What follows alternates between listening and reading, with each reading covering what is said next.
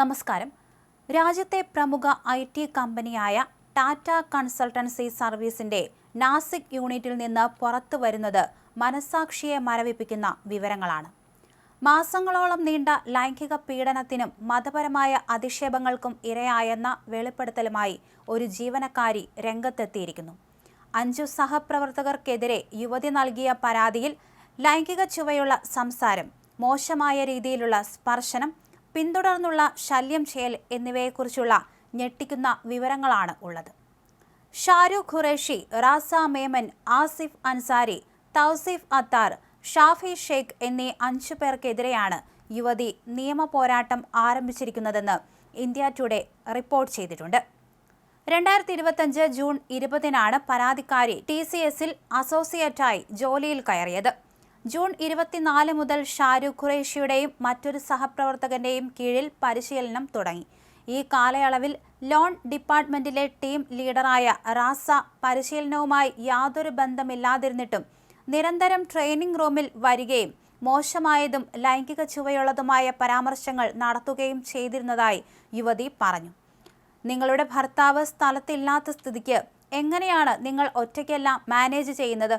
പേടി തോന്നാറില്ലേ? നിങ്ങൾക്ക് എന്താവശ്യമുണ്ടെങ്കിലും എന്ത് സമയത്തും സഹായിക്കാൻ ഞാൻ തയ്യാറാണ് എന്നയാൾ പറയുമായിരുന്നുവെന്ന് യുവതി പറഞ്ഞു. ഇതിനു പുറമെ റാസ മേമനും ഷാരൂഖ് ഖുറേഷിയും തന്റെ വിവാഹത്തെക്കുറിച്ച് ചോദ്യങ്ങൾ ഉന്നയിച്ചിരുന്നതായും അത് അറേഞ്ച്ഡ് ആണോ അതോ പ്രണയവിവാഹമാണോ എന്ന് ചോദിച്ചുകൊണ്ട് വ്യക്തി ജീവിതത്തെക്കുറിച്ച് ദുസൂചനകൾ നടത്തിയിരുന്നതായും അവർ പറഞ്ഞു. മാത്രമല്ല പല പേരുകളും തന്നെ അവർ വിളിച്ചിരുന്നു. ഞാൻ നിന്റെ ഭർത്താവിന്റെ സ്ഥാനത്തായിരുന്നുവെങ്കിൽ നിന്നെ ഒരിക്കലും ഒറ്റയ്ക്കാക്കി പോകില്ലായിരുന്നു എന്ന് വളരെ അടുത്തുനിന്ന് മേമൻ പറഞ്ഞതായി യുവതി പറയുന്നുണ്ട്. പരിശീലനം പൂർത്തിയാക്കിയ ശേഷം 2025 സെപ്റ്റംബറിൽ യുവതി ജോലിയിൽ കയറി.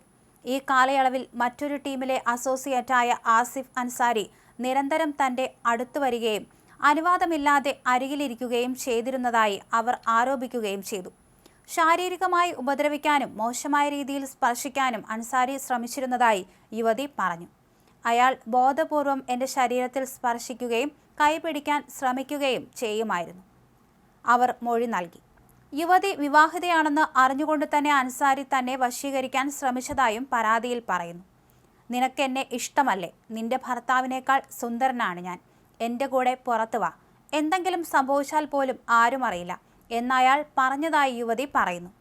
ഉച്ചഭക്ഷണ സമയത്തും അൻസാരി ശല്യം തുടർന്നുവെന്നും നിനക്കെന്തെങ്കിലും ആവശ്യമുണ്ടെങ്കിൽ ഞാൻ നിറവേറ്റി തരാം എന്ന് അശ്ലീലമായി പറഞ്ഞതായും പരാതിയിലുണ്ട്. യുവതിയുടെ മതത്തെ ലക്ഷ്യം വെച്ചും അൻസാരി അധിക്ഷേപകരമായ പരാമർശങ്ങൾ നടത്തിയതായി ആരോപണമുണ്ട്. നിങ്ങളുടെ മതത്തിൽ സ്ത്രീകൾ ബുർഖ ധരിക്കാത്തതുകൊണ്ടാണ് അവർ ബലാത്സംഗം ചെയ്യപ്പെടുന്നത് എന്നയാൾ പറഞ്ഞതായും ഹിന്ദു ദൈവത്തെക്കുറിച്ച് മോശമായ രീതിയിൽ സംസാരിച്ചു തന്റെ മതവികാരം വ്രണപ്പെടുത്തിയതായും യുവതിയുടെ പ്രസ്താവനയിൽ പറയുന്നു. 2026 ജനുവരിയിൽ മകരസംക്രാന്തി ആഘോഷവേളയിൽ താൻ ധരിച്ച സാരിയെക്കുറിച്ച് അൻസാരി അശ്ലീല പരാമർശം നടത്തിയതായി യുവതി പറഞ്ഞു. നിന്റെ ബ്ലൗസിന്റെ ഡിസൈൻ കൊള്ളാം എന്നുവരെ പറഞ്ഞു. തന്റെ ടീമിൽ അല്ലാതിരുന്നിട്ടും തൗസീഫ് അത്താർ എന്ന സഹപ്രവർത്തകൻ ദിവസവും തന്റെ ഡെസ്കിനരികിൽ വരാറുണ്ടായിരുന്നുവെന്നും യുവതി പറഞ്ഞു. അയാൾ ഭക്ഷണം കൊണ്ടുവരികയും ലൈംഗിക ചുവയോടെ സംസാരിക്കുകയും ചെയ്തിരുന്നു.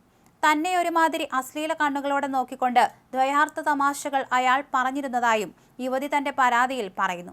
യുവതിയുടെ മൊഴി പ്രകാരം അത്തർ ശാരീരികമായി അടുത്തു വരികയും മോശമായ രീതിയിൽ സ്പർശിക്കുകയും ചെയ്തിരുന്നു. ഓഫീസ് സമയത്തിന് ശേഷം ടെലികോളിംഗിന് ജോലി പഠിപ്പിക്കാം എന്ന വ്യാജേനെ അയാൾ തന്റെ കവിളത്ത് സ്പർശിക്കുകയും ചെയ്തിരുന്നതായി യുവതി പറയുന്നു.